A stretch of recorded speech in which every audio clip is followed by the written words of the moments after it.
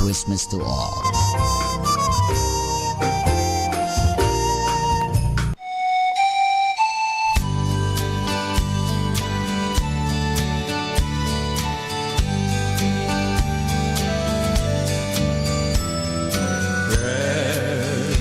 Precious memories of the angels sent from somewhere to my soul.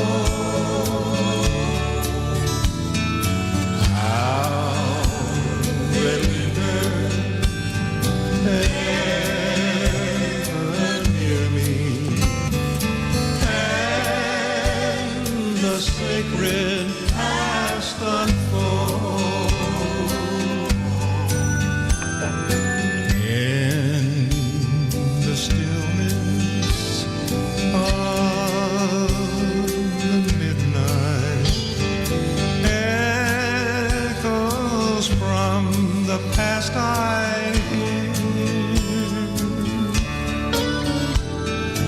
Old time singing, gladness bringing from that lovely land somewhere.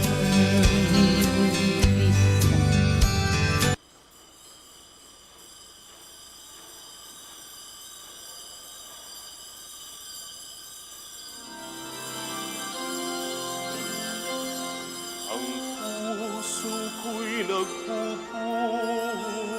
nagpupuri sa Panginoon. Nagagalak ang aking espiritu sa aking tagapagligtas. Nagagalak ang aking espiritu sa aking tagapagligtas.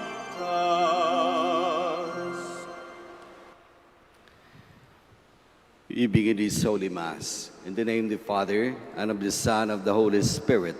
Amen. The grace of our Lord Jesus Christ and the love of God, the communion of the Holy Spirit be with you all. And with your spirit. My brothers and sisters, let us acknowledge our sins and so prepare ourselves to celebrate the sacred mysteries.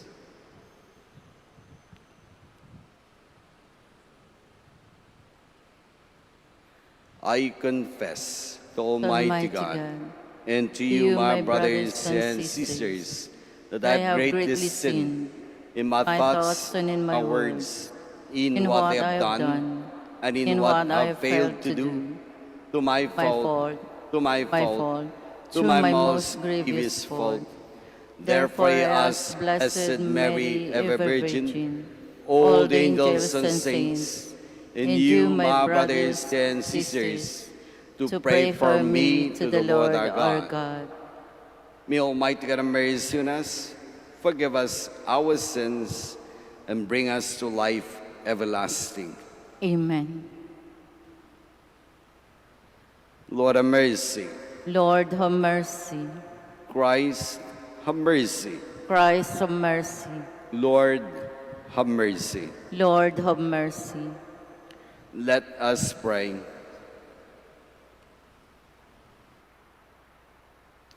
O God, who gave the priest Saint Jerome a living and tender love for sacred scripture, grant that your people may be ever more fruitfully nourished by your word and find in it the fount of life.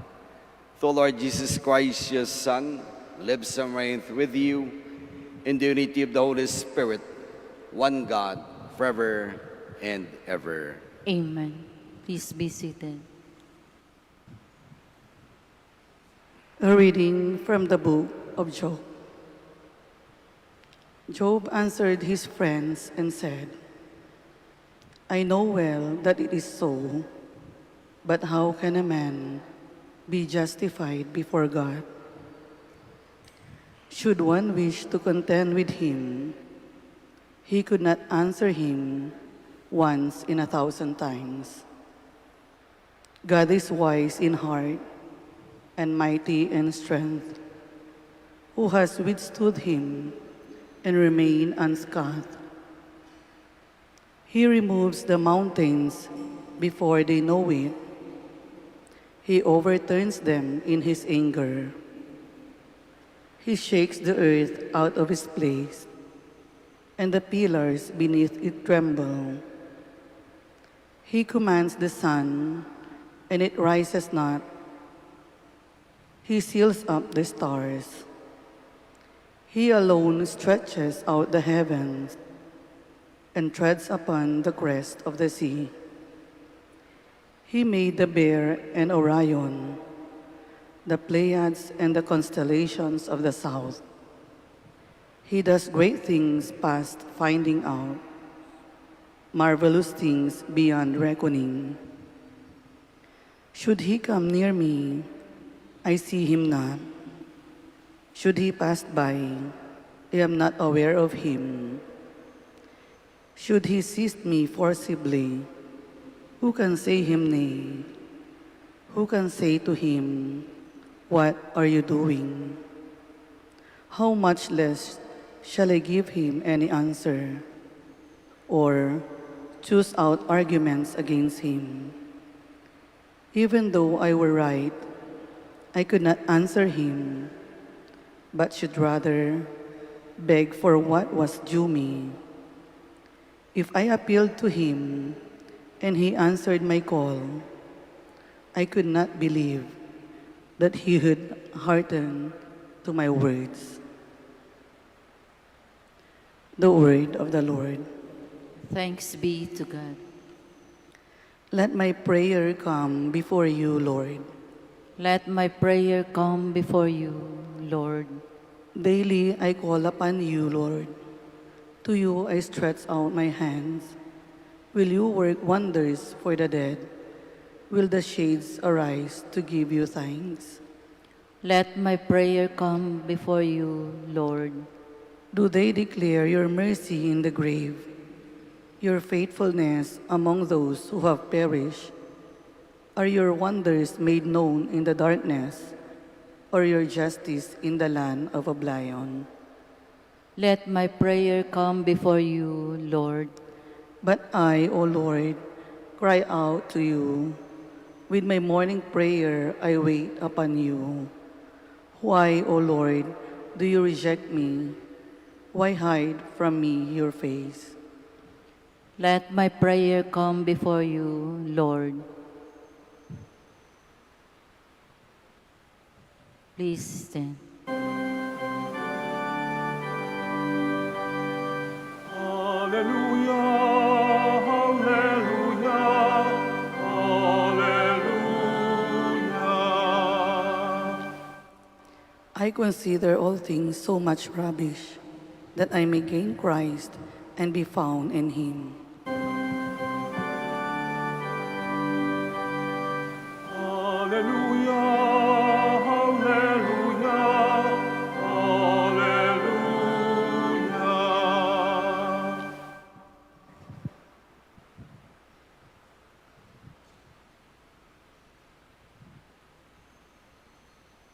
The Lord be with you. And with your spirit, A reading from the Holy Gospel according to Luke. glory to you, O Lord.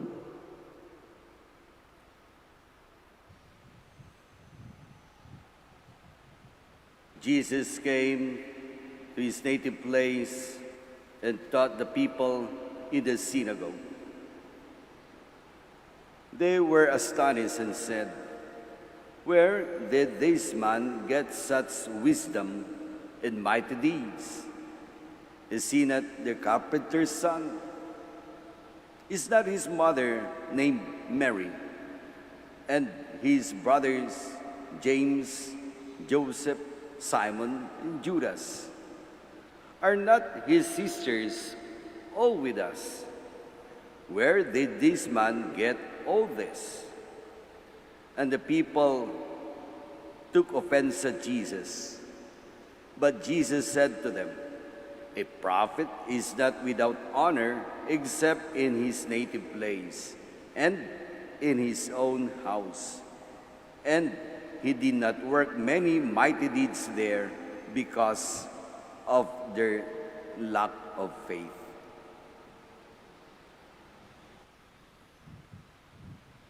The Gospel of the Lord.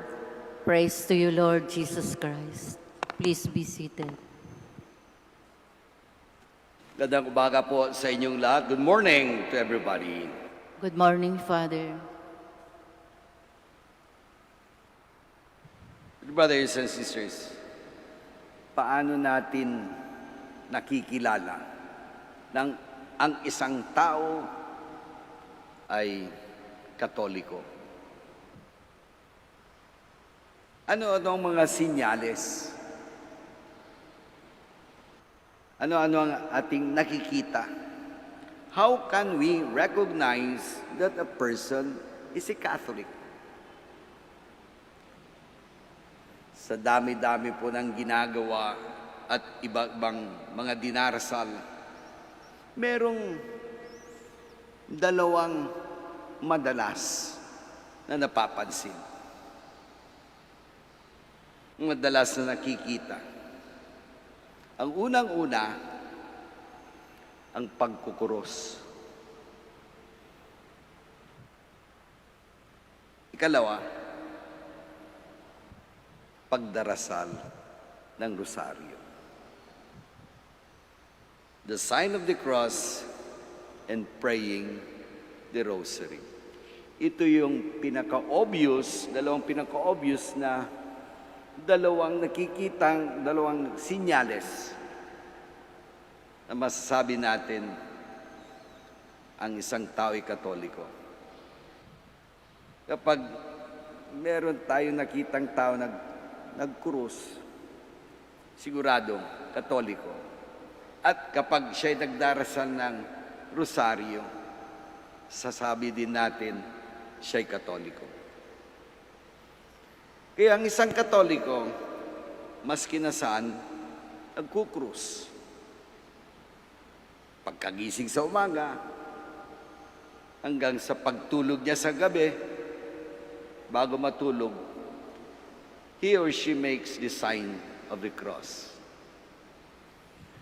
Kapag meron siyang ginagawa, kapag bago magdasal, kapag umalis ng bahay, kapag nasa sasakyan, o kaya kapag siya'y natatakot, kinakabahan, automatiko minsan, nagkukrus. Itong ugaling ito, hindi pa kumukupas, hindi pa naalis, obvious na obvious. Subalit, ang pagdadasal ng rosaryo mukhang umihina, kumukupas, parang nawawala na. Sa mga nakakatanda, madalas dinadasal pa dito. Subalit sa mga kabataan, halos nawawala na po ito. Dahil po dito, ang dating Santo Papa, si Pope John Paul II, ngayon Saint John Paul II, kanyang diniklara simula ng October taong 2002 hanggang October 2003, isang buong taon ng Rosaryo. The year of the Rosary. It was declared.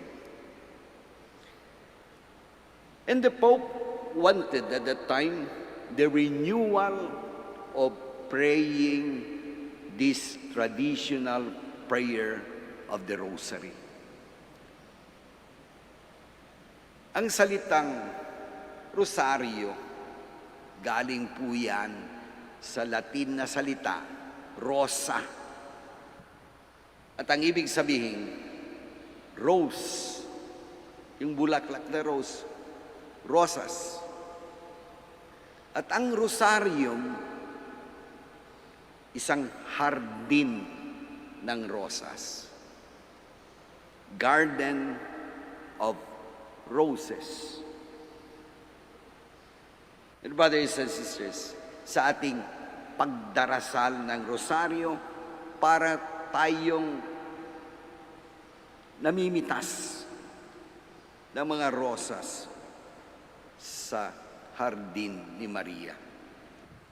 As if we are picking flowers, the 50 roses. Kaya buuin natin 200 roses in the garden of Mary, our mother. At kapag dinarasal po natin ang rosaryo, tayo ay bumabalik sa panahon ng ating Panginoong Jesucristo. We are going back to the time of Christ. At sa ating pagninilay sa mga misteryo ng rosaryo, para tayong nasa tabi ni Maria noong mga panahon na yon, noong mga sandaling yon na nandun siya.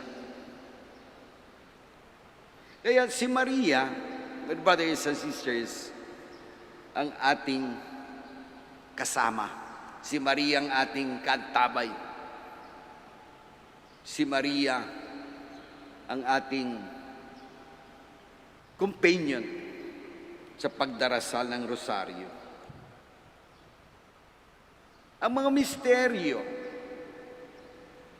ng rosaryo, nakaraan na po yun, nakalipas na yun.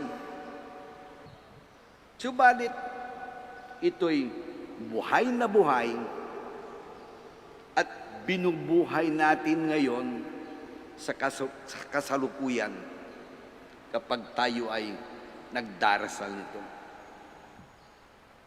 We are making it lively. Lahat ay may kahulugan at ang mga ito'y makakamtan natin sa pamagitan ng pagdarasal ng rosaryo. Kagaya po sa ating buhay, merong saya, merong hirap, merong luwalhati, at merong liwanag. Yung liwanag, bagong misteryo ito. Ganito ang buhay ni Kristo na nataksihan ng ating Inang Birhen. This is the life of Jesus witnessed by Mama Mary. Kaantabay natin si Maria sa kasiyahan, sa kalungkutan ng ating buhay, at sa darating na liwanag at kaluwalhatian ng ating buhay. Ikalawa, kinilala ng Santo Papa na ang Santo Rosario ay isang dasal ng pamilya para sa pamilya. The Rosary is a prayer of the family for the purpose of the family. Ito ay namumunga sa ating pagdarasal. And the fruit of praying the Rosary is the unity of the family.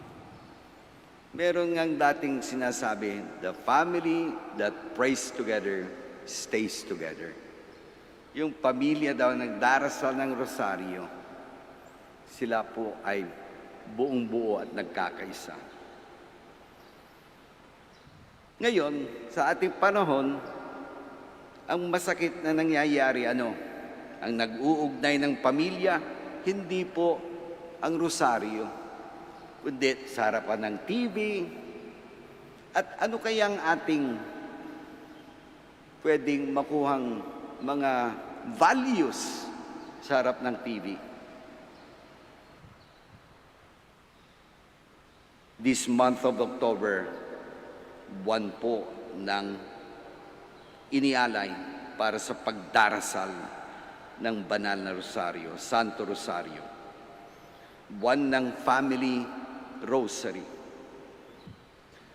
Ito po ang hiling ng ating Santo Papa to renew praying the Holy Rosary, especially the family. Kaya kapag tayo'y nagdarasal nitong dasal na ito, sana ang intensyon natin para sa pamilya, para sa pagkakaisa ng pamilya, para sa katahimikan, at para sa peace.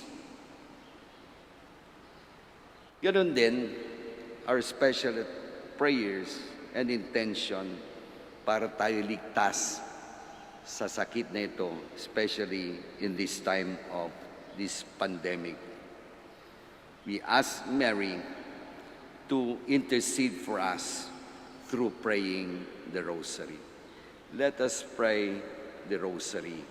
Promote the prayer and praying the Rosary in the family, and we could see the difference. Mary, our mother, always accompanied us in praying this prayer. And may Mama Mary, Our Lady of the Holy Rosary, always enlighten and guide us. Amen. We all stand.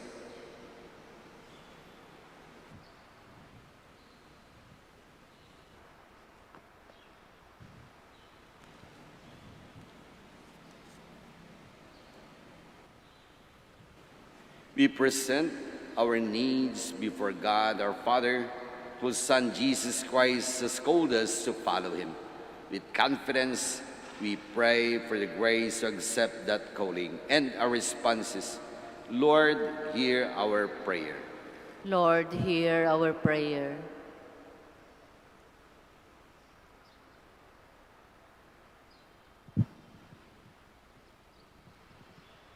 That the leaders of the Church and all those engaged in preaching the Word of God may persevere in their commitment to follow Christ.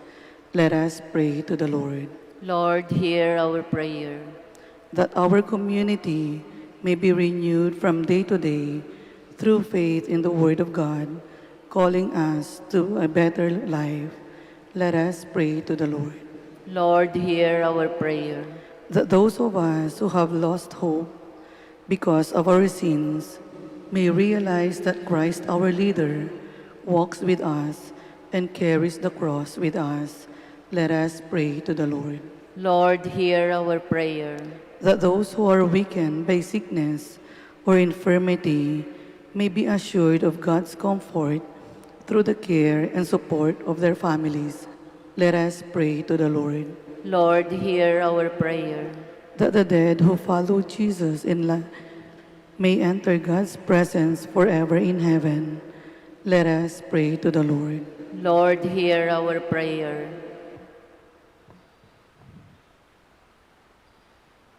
Father in heaven, in our desire to follow in the footsteps of your Son, make us one in mind and heart through Christ our Lord.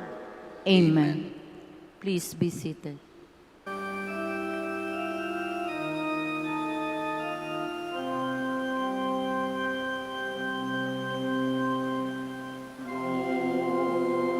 We gather today in your house. We kneel down and pray. We ask for your mercy as we open our hearts to receive your forgiveness, O Lord.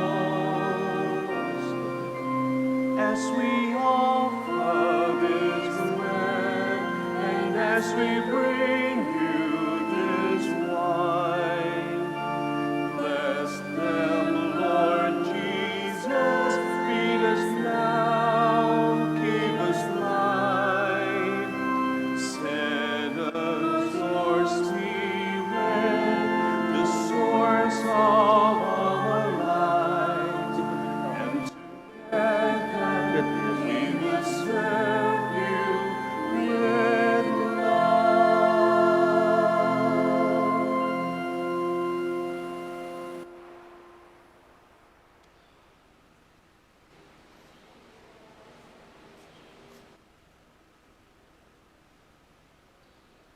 Please stand.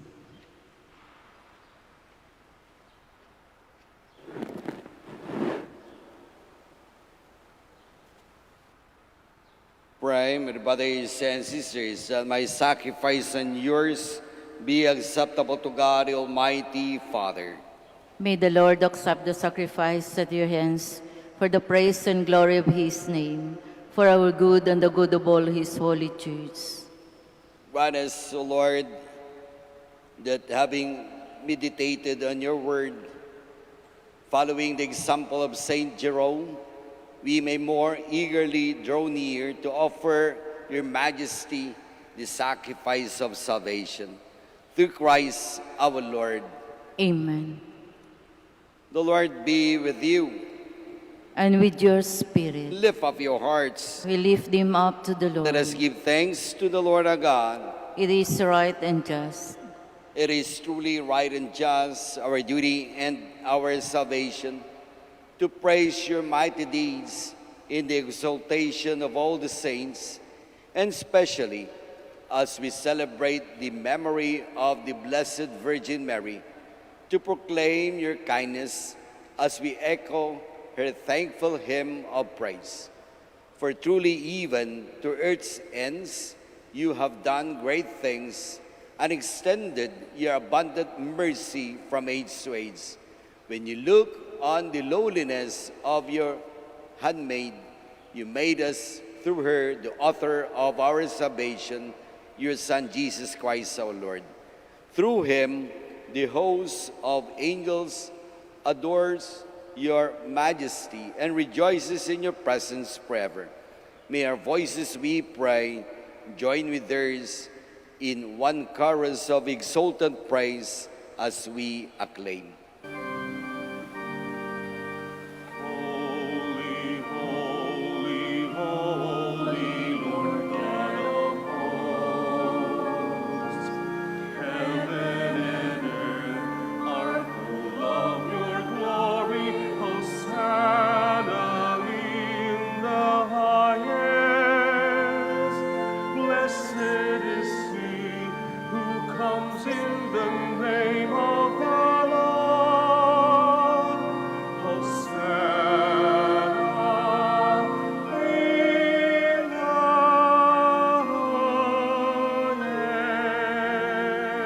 highest. Please kneel.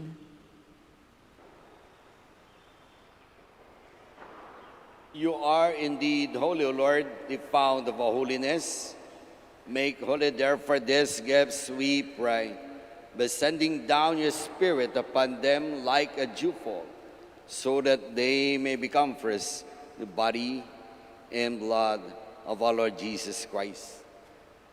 At the time he was betrayed and entered willingly into his passion, he took bread and gave you thanks, broke it, and gave it to his disciples, saying, "Take this, all of you, and eat of it, but this is my body, which will be given up for you."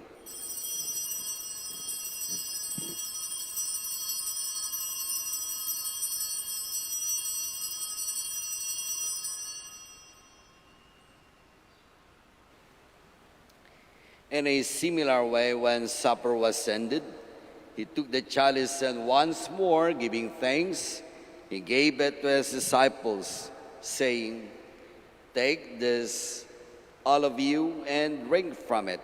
But this is the chalice of my blood, the blood of the new and eternal covenant, which will be poured out for you and for many for the forgiveness of sins. Do this in memory of me."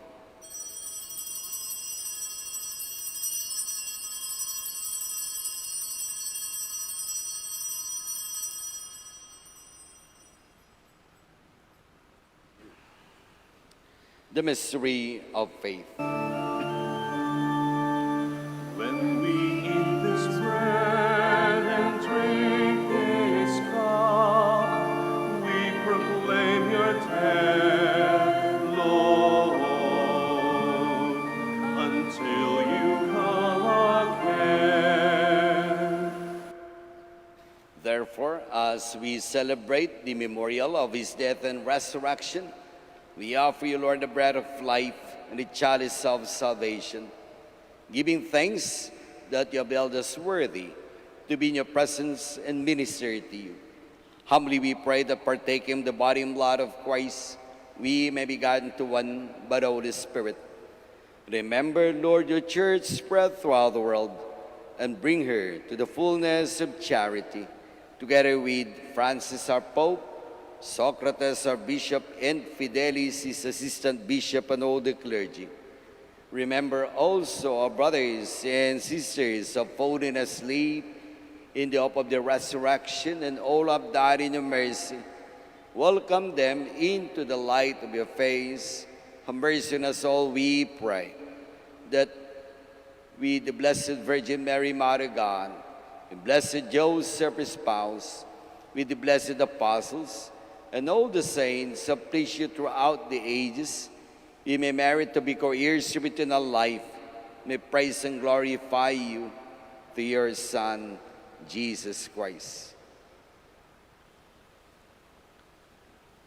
Through him, with him, and in him, O God, Almighty Father, in the unity of the Holy Spirit, all glory and honor is yours forever and ever. Amen. Please stand. At the Savior's command, and formed by divine teaching, we dare to say,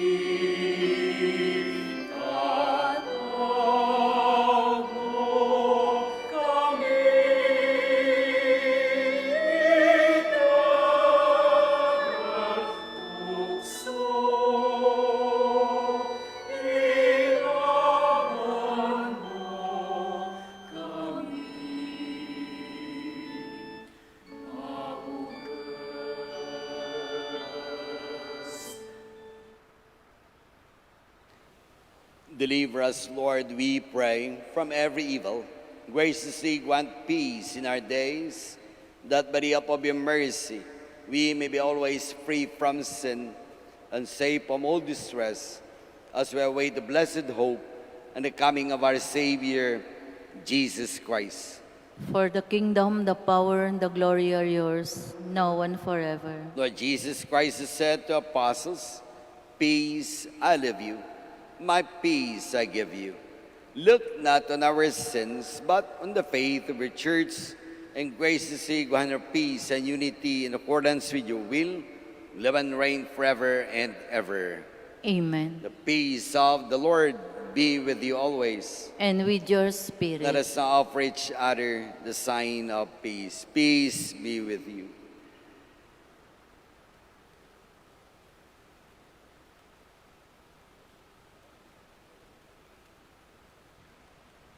Lamb of God, you take away the sins of the world. Have mercy on us. Lamb of God, you take away the sins of the world. Have mercy on us. Lamb of God, you take away the sins of the world. Grant us peace. Please kneel.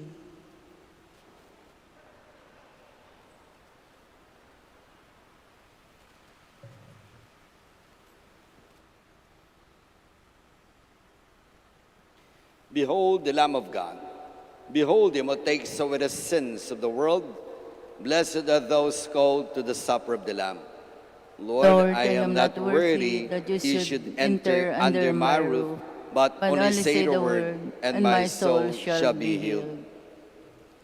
The body of Christ. Amen.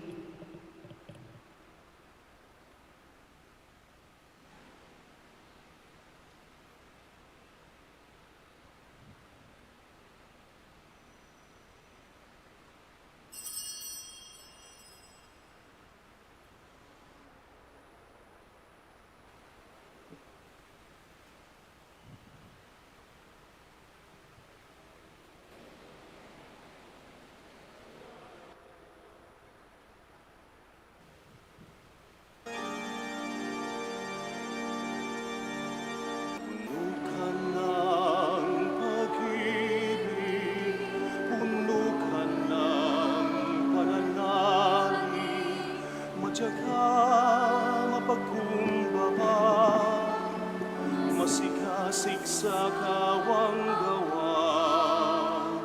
Kaya ikaw ang napili sa lahat ng nilikha upang dalhin sa sinapupunan ang anak na dakila.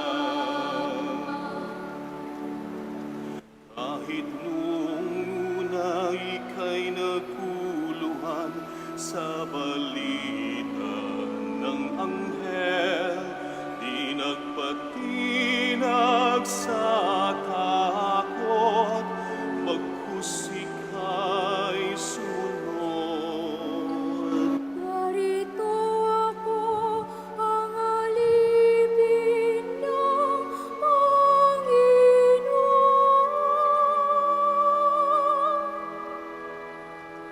Mangyari sa akin ang ayon sa iyong salita.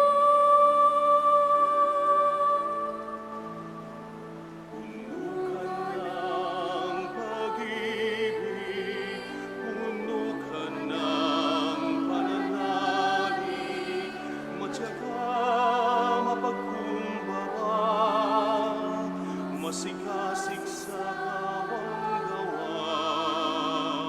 Kaya ikaw ang napili sa lahat ng nilikha upang dalhin sa sinapupunan ang anak na dakila. O Maria, mahal naming ina, turuan mo kami na tumukon din na tulad mo sa Diyos, na tumatawag sa amin at sumunod sa Kanya. Malis din sana ang takot at lubusan ng magtiwala.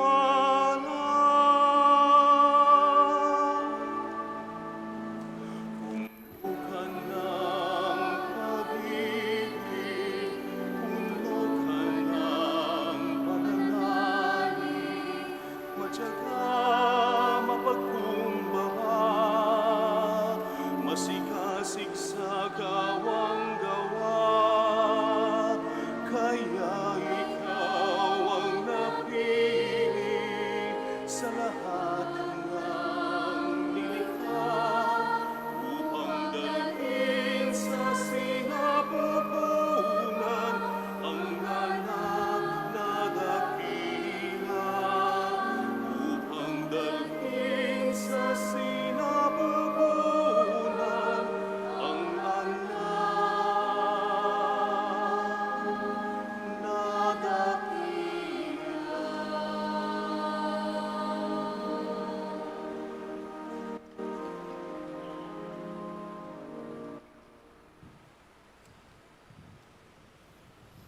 Please stand. Let us pray.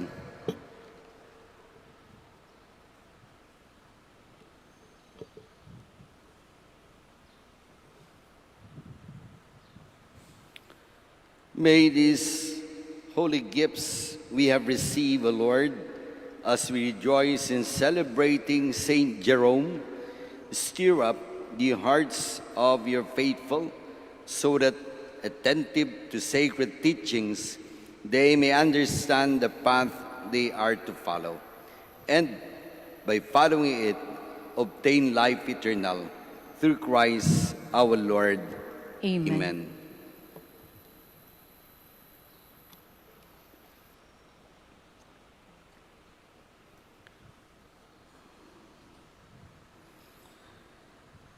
Prayer for the blessing of the sick. God, our Almighty Father, by your blessing, you give us strength and support in our frailty. Turn with kindness toward our sick brothers and sisters, free them from all illness, and restore them to good health through the intercession of Our Lady of the Rosary of Manaoag, so that in the sure knowledge of your goodness, they may gratefully bless your holy name. We ask this through Christ our Lord. Amen. Amen. The Lord be with you. And with your spirit. May the Almighty God bless you, the Father, the Son, and the Holy Spirit. Amen. The Mass ended. Go in peace. Thanks be to God.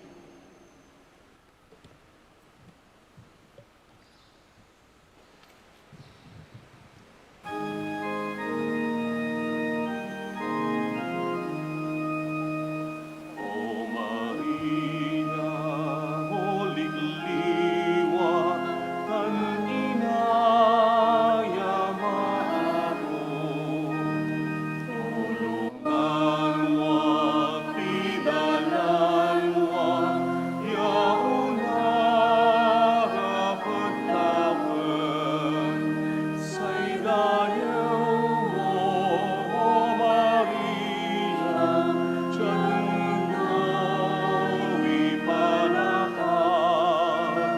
O Maria, Holy Liwa, Kaninaya Maaro, tulungan mo, pidalan mo, yauna pagtawan, sa'y dayaw mo, O Maria, tiyan ko ipalakan.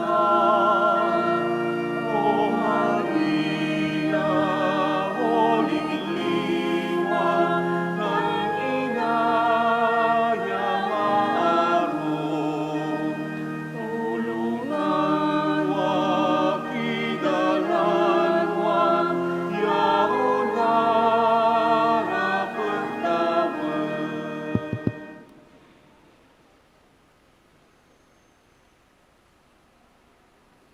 In the name of the Father, and of the Son, and of the Holy Spirit. Amen. Our help is in the name of the Lord. Who made heaven and earth. The Lord be with you. And with your spirit. Let us pray. Almighty and powerful God, creator and preserver of the human race, giver of heavenly grace, and lavish dispenser of eternal salvation, we beg of you, in your immeasurable goodness, to bless this vehicle carrying the image of Our Lady of the Rosary, in honor and praise of the Mother of your Son, as it embarks today on its journey within the Archdiocese of Lingayen and Dagupan. With your holy benediction, bless the places in which this vehicle will traverse, that the residents may be preserved from the pandemic caused by the enemies, visible and invisible. Likewise, May all the faithful who venerate the image while meditating on the divine mysteries receive abundant grace, be delivered and be cured from all forms of illness and suffering of body and spirit.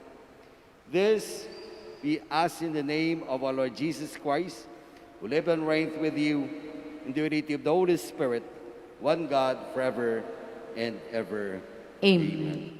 Our Father, Our Father, who art in heaven, hallowed be thy name. Thy kingdom come, thy will be done on earth as it is in heaven.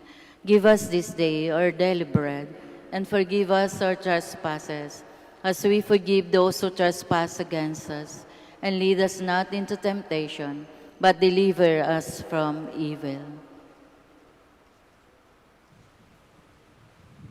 Hail Mary, full of grace. Hail Mary, full of grace, the Lord is with thee. Blessed art thou amongst women, and blessed is the fruit of thy womb, Jesus. Holy Mary, Mother of God, pray for us sinners, now and at the hour of our death. Amen. Glory to the Father, and to the Son, and to the Holy Spirit, as it was in the beginning, is now, and will be forever. Amen.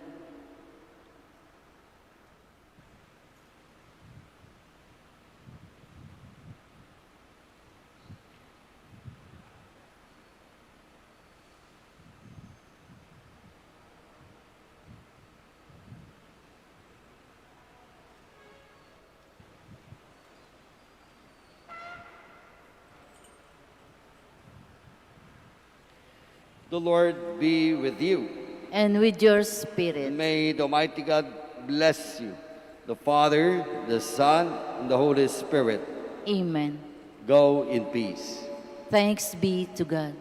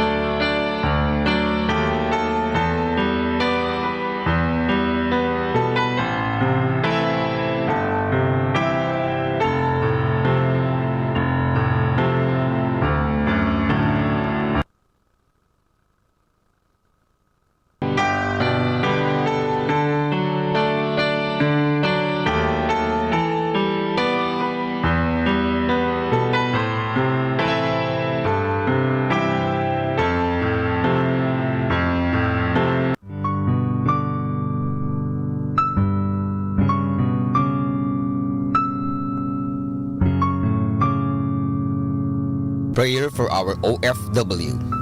Lord Jesus, we put ourselves at the foot of your holy cross with Our Lady of the Rosary of Manaoag, as we acknowledge that we are nothing without you, and by your death you have redeemed the world.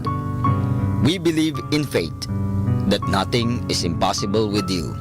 We lift up to you our OFW listeners all over the world, whom we offer our prayers and every Holy Mass from the Minor Basilica of Our Lady of the Rosary of Manaoag. Lord, words cannot describe and express what they are sacrificing in order to have a better chance in life. Lord, redeem them of all their pains, trials, and persecutions as they are working in a foreign land for people that are complete strangers to them. Shield them with your most precious blood that flows from your sacred heart.